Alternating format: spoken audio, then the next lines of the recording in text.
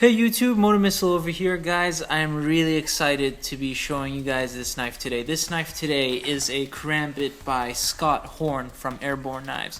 Now, Scott Horn is a former military serviceman.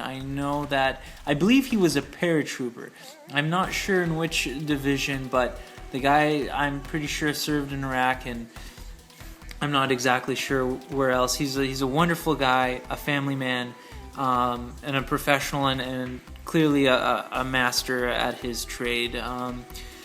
He has a company called Airborne Knives. Now, the only thing I've ever been able to find about himself or Airborne Knives has been on Facebook. I was lucky enough, I was searching for the perfect Karambit. When I decided I wanted a Karambit, it was surprisingly hard to find one that had, a two cutting edges, but wasn't just complete cheap crap. The authentic Filipino one that they sell on their website just wasn't doing it for me. I know, those knives out of Pakistan and Philippines and this and that. The fit and finish on them sucks. The fit and finish on this knife is absolutely flawless. Now, this is made from an A2 steel. You can see it's says so on the back, if I can get that to zoom in. I'm sorry guys, I'm just using my cell phone to record this. This is Airborne Knives insignia here, beautifully stamped in. Talk about these scales real quick. The handle material, when you order a knife from Scott, he has a large option. He has a variety of different colors to choose from. I chose gray and black, as you can see here. And I gotta say, out of any knife I've ever owned, these are the nicest scales. I have the nicest grinding. The cool thing about this is it has sharp edges, which is great because when you're holding it, it bites. It bites right into your hand, so it's very ergonomic. It's not slippery at all. Even soaking wet, this blade, you will not lose your grip. And then the sheath. Look how cool this freaking sheath is. The edges have kind of a wave pattern all around, which is really cool. It's a lot neater than just the plain old straight edge. The back side has a really nice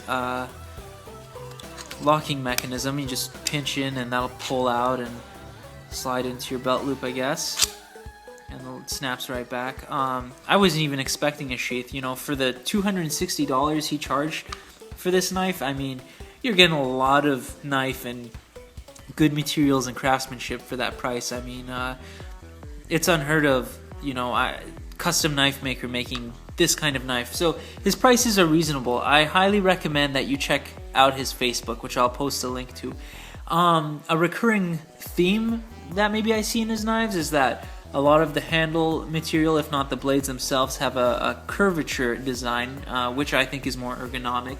He doesn't make fantasy knives by any means, but I mean, they're really cool looking. All of them are really beautiful, but still very functional.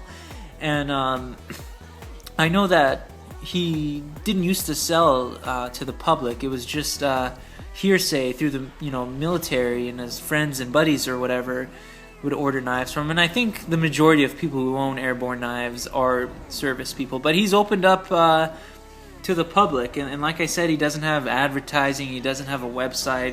It's all just hearsay. And I got so lucky that I came across his Facebook on YouTube. He had a healthy coating of lubricant within the sheath. So if I pull it out now, and you can see, guys, this it doesn't rattle at all. The retention is perfect. You can tell, it wasn't his first rodeo making this sheath. I mean, I could sit here and do crazy stuff like that all day long, but it's not going anywhere. But it does, it pops right out. I guess I should probably mention that this knife is called the Ghost 2.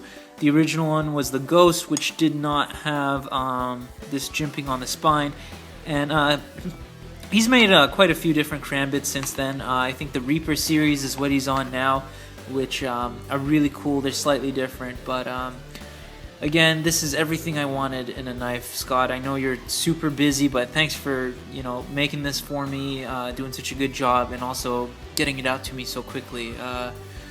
I know he says, you know, he wishes he could get him out faster, but, you know, I think honestly he's done an excellent job of getting this done in a very timely manner. The guy's a pleasure to deal with. He's professional, courteous. You know, I highly recommend that you guys check out his Facebook and, you know, go through the pictures and see some of the larger, just straight fixed blades that he has. But trying to think if I'm leaving anything out. That's pretty much it. Like I said, unfortunately, there isn't a lot of information out there about Airborne Knives. You can see the little bit of grease. I don't know if it'll show up. A little bit of grease on the blade from, or lubricant, I should say. Which is nice because A2 tool steel is excellent steel in my opinion. But I guess, you know, just like pretty much anything else, it will rust if you don't take care of it. And yeah, and then it came out quite sharp, razor sharp. I know I'm gonna butcher this because I'm at an awkward angle here, but it doesn't have any problem cutting at all. I mean, I could, you know, like I said, I'm just using my cell phone here. This is an awful demonstration, but I promise you guys, I can shave with this if I wasn't at such an awkward angle right now. I mean, you can see. Well, screw it. That was just not a good idea with that paper, but its cutting ability is awesome. I promise you. I know I'm not doing Scott or anybody any justice here with this little preview, but I just, you know, I was so excited to get it on camera, my cell phone, and show you guys. So please, again, check out Scott Horn at Airborne Knives. I just ordered a really cool knife from Jason Browse at Browse Blades, and we'll be making a really cool video on that next. So thanks for tuning in, guys. I'll see you all next time. Bye.